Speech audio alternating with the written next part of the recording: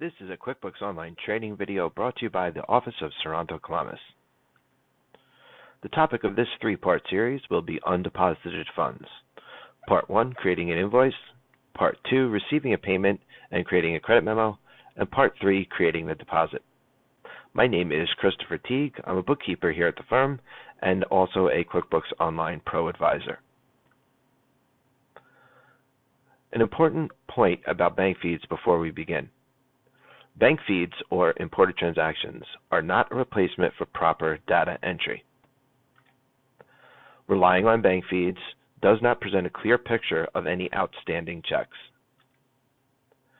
Bank feeds represent transactions that have cleared the bank and should only be used to reconcile what you have already entered into the register.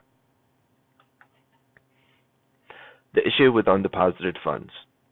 This issue only arises if you are using invoicing through QuickBooks.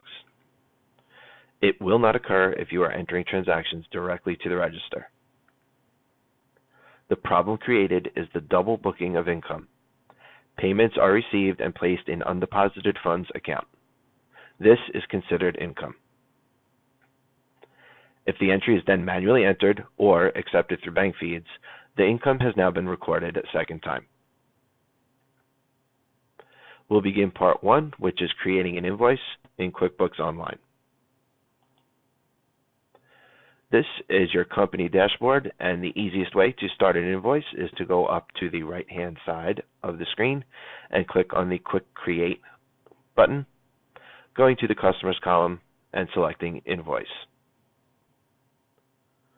On the invoicing page, we want to select the customer that we're creating the invoice for.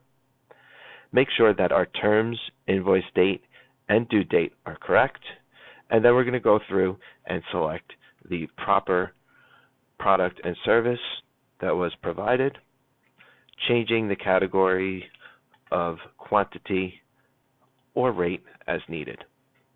You can see the invoice that we have completed here is for $200. On the lower right-hand side, we're going to click Save and Close. We're going to navigate now to the customer window, so we're going to click on Sales on the left-hand side, the Customer tab at the top of the screen, and then we can either search for or click on the customer that we just created the invoice for. You can see here that the invoice we created, number 1038, is now listed on the transaction list for this customer. That concludes Part 1, creating an invoice in QuickBooks Online. I hope you join us for Part 2.